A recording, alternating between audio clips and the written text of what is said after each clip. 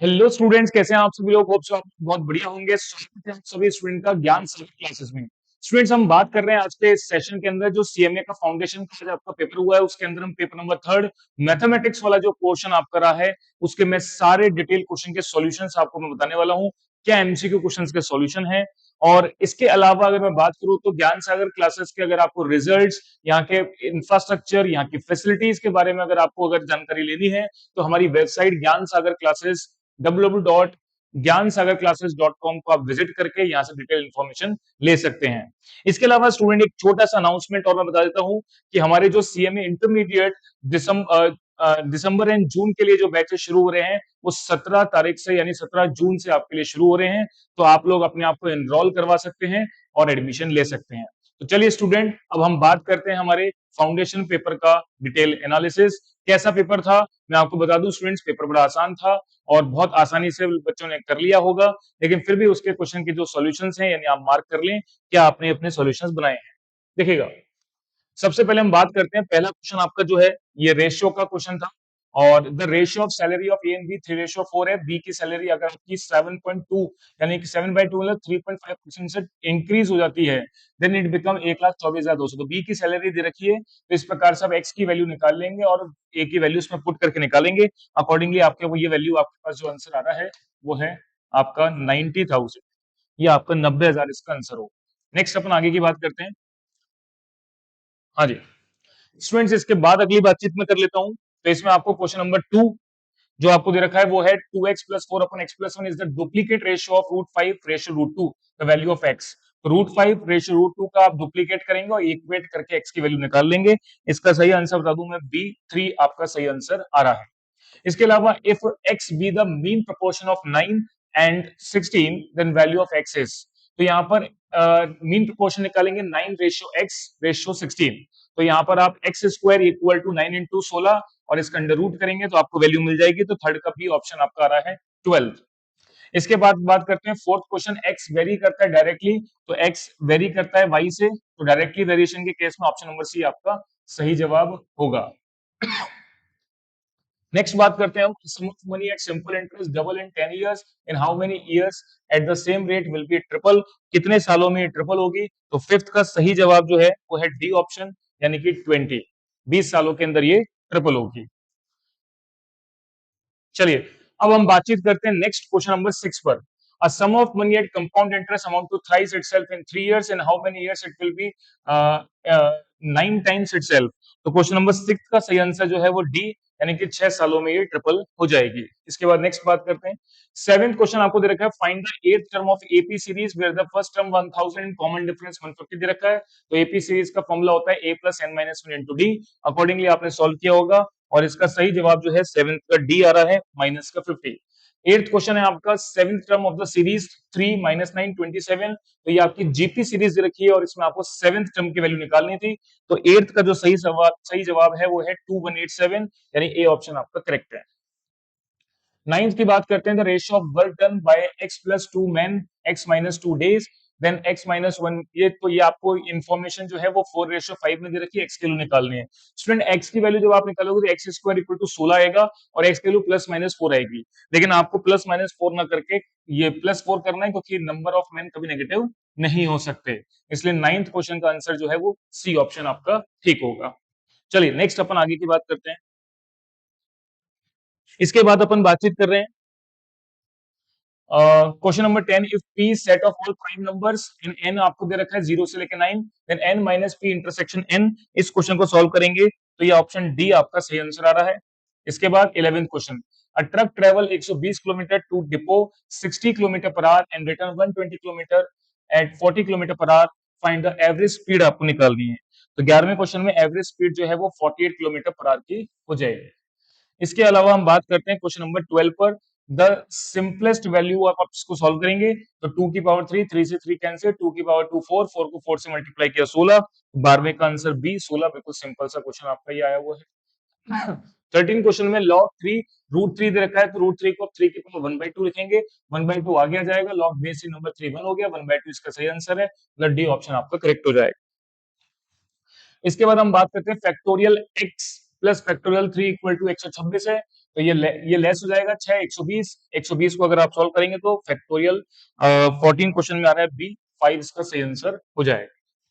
इसके बाद हम बात करते हैं 15 क्वेश्चन पर। 15 क्वेश्चन है which one of the following statement true, तो मैं बता दूं सी ऑप्शन आपका सही है, N C N minus N C equal to N C zero. तो इसको सॉल्व करेंगे आपको सही आंसर मिल जाएगा। 16 क्वेश्चन का जो सही आंसर है वो value of x satisfying the equation को सॉल्व कर लें, एक्स की दो वैल्यू निकाल लें तो आपको सही आंसर मिलेगा ए। 16 का क्वेश्चन का आंसर जो है वो ए है। इसके बाद 17 क्वेश्चन की बात करते हैं, product of the roots of the quadratic equation x square plus 2x plus 3 is 3, then sum of the root, sum of the root होता है माइनस बी अपॉन ए। तो इसको आपने सॉल्व किया होगा बी अपॉन ए निकाल करके, तो इसका सही आंसर जो है 17 का आ रहा है सी ऑप्शन -1। इसके बाद हम बात करते हैं 18 क्वेश्चन पर। 18 क्वेश्चन आपको दे रखा है, ये आपके पास एक टोटल कॉस्ट फंक्शन दे रखा है, यहाँ पर आपको एवरेज कॉस्ट फंक्शन निकालना था, उसको मिनिमम प्रूफ करना था, तो इसका सही ऑप्शन जो है वो 10 यूनिट्स आ जाएगा। इसके बाद हम बात करते हैं 19 क्वेश्चन की। 19 क्वेश्चन के अंदर आपको ये वैल्यू दे रखी है, तो ये फंक्शन x माइनस वन है, x माइनस फंक्शन 2 की वैल्यू आपको निकालनी है, तो यहाँ से x की वैल्यू निकाल लेंगे और फंक्शन 2 की वैल्यू उसमें जोड़ करके निकाल लेंगे। तो 19 क्वेश्चन का सी ऑप्शन सही है 13/14। नेक्स्ट बात करते हैं, तो ये आपको दे रखा है सेट थ्योरी का क्वेश्चन 20 क्वेश्चन, इसका सही ऑप्शन जो है बी 10%, ये आप निकाल लेंगे। चलिए इसके बाद हम बात करते हैं फंडामेंटल्स ऑफ बिजनेस स्टैटिस्टिक्स के बारे में। चलिए student, fundamental of business statistics में बात करना शुरू करते हैं। देखिएगा, तो मैं बात कर रहा हूं यहाँ पर mother tongue of a person is, ये एक एट्रीब्यूट है।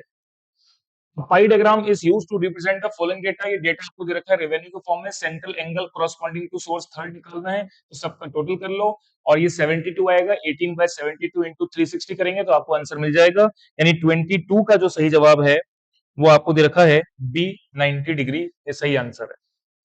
इसके बाद 23 पर बात करते हैं, following data related to income of 80%, ये आपको क्लास इंटरवल के रूप में इंफॉर्मेशन नंबर ऑफ पर्सन दे रखे हैं, तो what is the percentage of person earning at least 2500, तो एटलीस्ट 2500 अर्न करने वाले कितने लोग हो गए, 40, तो 40 का मतलब टोटल हो गया 80 का 50% कर लेंगे तो बी ऑप्शन आपका सही होगा, तो 23 का बी ऑप्शन है। 24 find the odd one from the following, mean median mode एक ही कैटेगरी के हैं, मीन डेविएशन सेपरेट है, तो 24 का सही आंसर हो गया डी। इसके बाद average marks of 10 students in test 42 and marks of 5 students आपको दे रखे हैं, then find the marks of remaining 5 students का बताना है। तो टोटल एवरेज आपको 42 दे रखा है, तो आप और नंबर ऑफ स्टूडेंट्स हैं 10, 10 को 42 से मल्टीप्लाई करेंगे 420, 420 में से पांचों नंबर लेस करके बचे वैल्यू को डिवाइड बाय 5 करेंगे तो एवरेज आ जाएगा। 25 में का सही आंसर बता देता हूँ, ए 30 है। Find the mode of the following data, तो सबसे ज्यादा बार रिपीट 5 हो रहा है तो इसका ए ऑप्शन सही हो जाएगा। इसके बाद 27, 27 है आपके पास the median of the series of the observation, 27 में मीडियन आप निकालेंगे तो इसका आंसर आ रहा है बी 17। इसके बाद 28वां, the sum of the deviation of n observation from the mean is always, तो 28 में का सही जवाब है सी, यानी इक्वल टू 0, मीन से अगर आप डेविएशन निकालेंगे तो 0 के बराबर है। इसके बाद 29th क्वेश्चन में बात करते हैं, तो ये आपके पास है 6.5, तो ये आपको थर्ड क्वार्टाइल की वैल्यू निकालनी है, 6.5 आ गई। 30 क्वेश्चन की बात करते हैं, measure of central tendencies to find out the central value of the observation, तो 30 का बी ऑप्शन सही हो जाएगा। इसके बाद हम बात करते हैं 31 क्वेश्चन। चलिए अब हम बात करते हैं क्वेश्चन नंबर 31। देखिए 31 बोलता है the mean and the standard deviation of set of observation of 50 and 25 respectively, then coefficient of variation आपको निकालना है, तो ये फॉर्मूला होता है standard deviation upon mean into 100। तो यहाँ पर आपके पास स्टैंडर्ड डेविएशन 25 और मीन दे रखा है 50 इंटू 100, तो ये हो गया 2, और 2 को 25 से मल्टीप्लाई किया तो 50%, इसका मतलब 21 का ए ऑप्शन सही है, 31 का ए ऑप्शन सही है। 32 की बात कर लेते हैं, तो 32 का सही आंसर जो है वो सी ऑप्शन है, both change in origin and scale, correlation coefficient जो है वो दोनों ओरिजिन को लेकर के बात करता है। इसके बाद क्वेश्चन नंबर 33 पर बात करते हैं, if the rank correlation coefficient between the management of mathematics for group of students 0.6 and sum of the square of difference आपको दे रखा है, number of students in the group बताना है।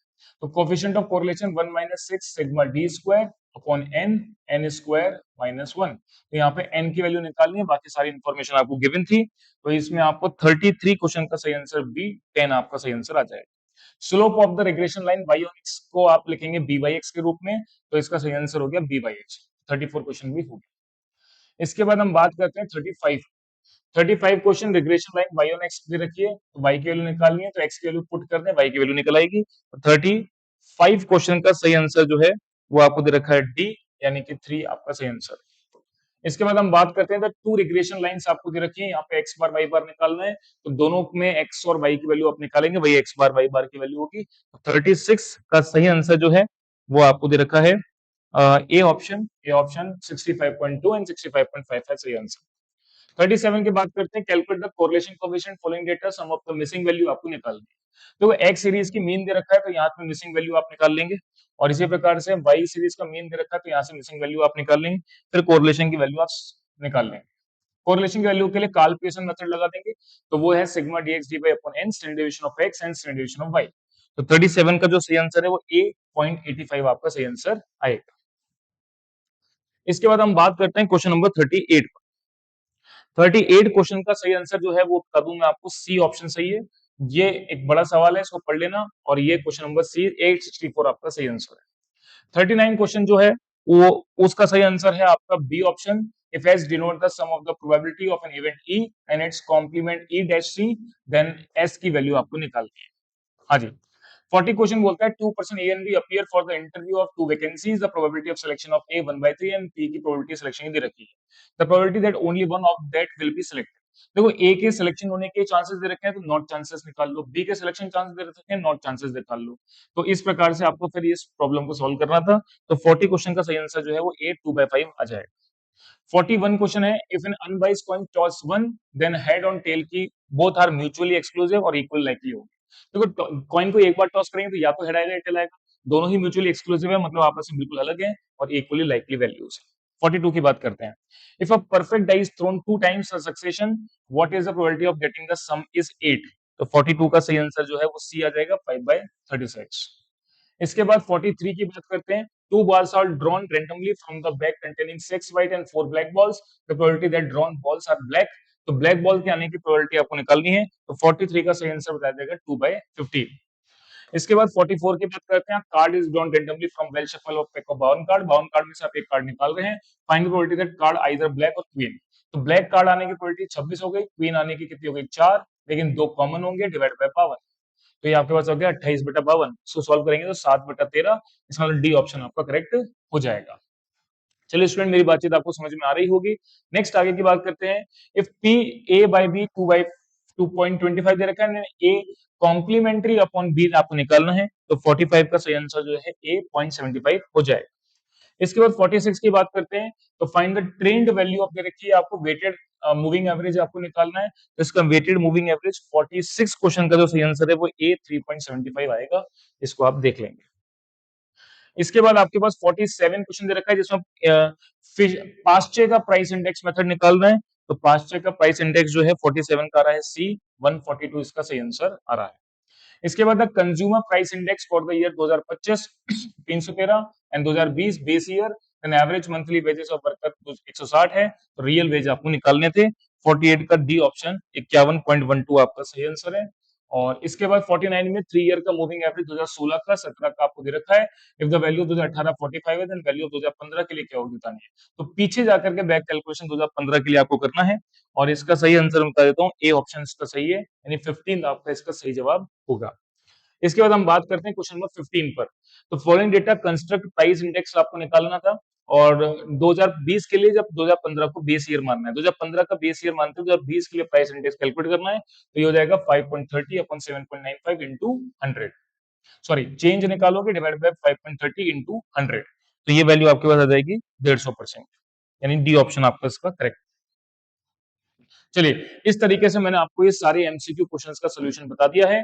तो स्टूडेंट्स, आप अपने जो भी आंसर्स करके आए हैं उसको आप एक बार क्रॉस चेक कर लें कि आपने सही आंसर बनाए हैं, इससे आपको आइडिया लग जाएगा।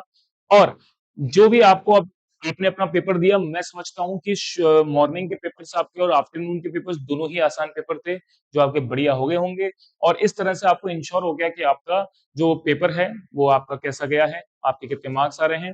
तो अब बिना टाइम वेस्ट किए, क्योंकि आपकी सबसे इंपॉर्टेंट जर्नी सीएम इंटर की अब आप शुरू करने वाले हैं, तो उसके लिए आप अपनी प्रिपरेशन शुरू कर दें, क्योंकि आपकी लाइफ की सबसे इंपॉर्टेंट जर्नी है सीएमए इंटरमीडिएट।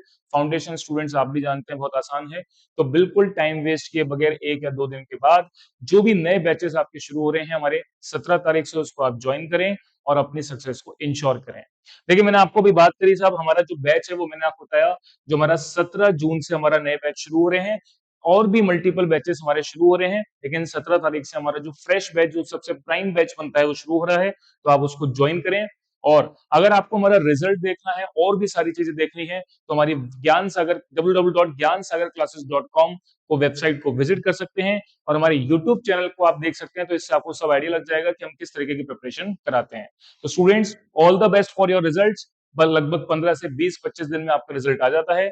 डेट आपके एडमिट कार्ड पर मेंशन थी, नोटिफिकेशन सेक्शन में मेंशन थी। इसके अलावा आप अपनी प्रिपरेशन को शुरू करें। तो यहाँ तक का इस वीडियो में इतना ही रखेंगे। Thank you very much.